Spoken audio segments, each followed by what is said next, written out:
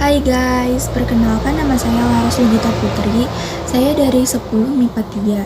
Di sini saya akan berstorytelling tentang cerita tukang roti dan nenek penyihir.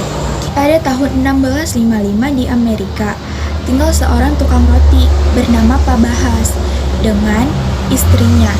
Roti buatan Pak Bahas sangatlah enak sampai-sampai penduduk seberang pun tahu. Hari itu menjelang tahun baru, Pak Bahas akan membuat roti tahun baru yang sangat lezat untuk dijual. Seperti biasa, banyak orang yang berdatangan untuk membeli kue. Tak terasa, hari sudah menjelang sore. Pak Bahas pun segera menutup tokonya. Namun, kemudian datang seorang nenek penyihir berpakaian aneh. Nenek itu berkata, "Permisi, saya ingin membeli kue tahun baru 1 lusin." Pak Bahas pun segera mengambil kue untuk nenek penyihir itu. "Ini kuenya," kata Pak Bahas.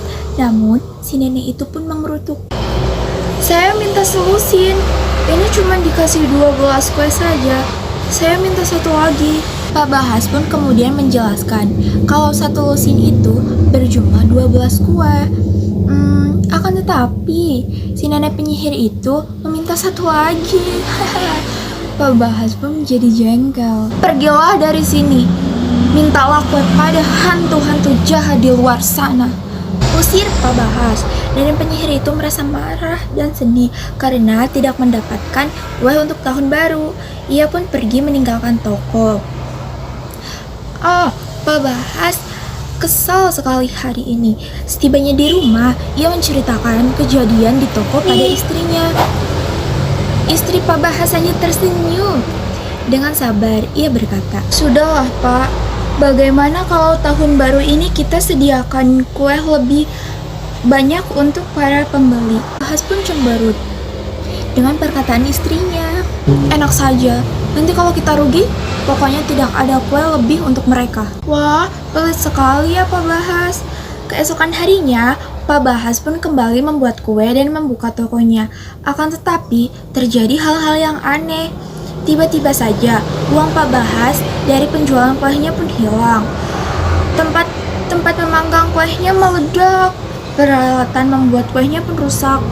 Kejadian itu berulang-ulang terus sampai akhirnya toko kue Pak Bahas pun menjadi bangkrut dan rugi.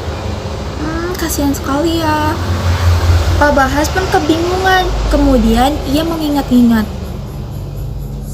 Apakah ia pernah membuat sesuatu yang membuatnya tertimpa masalah atau tertimpa sial? Jangan-jangan perkataanku pada si nenek. Apakah dia itu penyihir?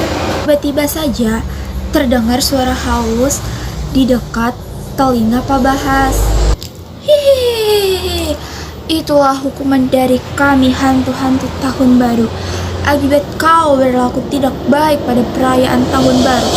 Sekarang kau harus minta maaf pada penyihir malam." Setelah suara itu menghilang, ternyata si nenek sihir pun sudah berada di depan Pak Bahas. Dengan muka cemberut, ia berkata, "Aku mau membeli kue tahun baru 1 lusin." Kali ini Pak Bahas bergegas mengambilkan 13 kue tahun baru dan berkata, "Nah, ini kue tahun baru 1 lusin. Maafkan saya ya, Nek." Si nenek mengambil kue sambil tersenyum.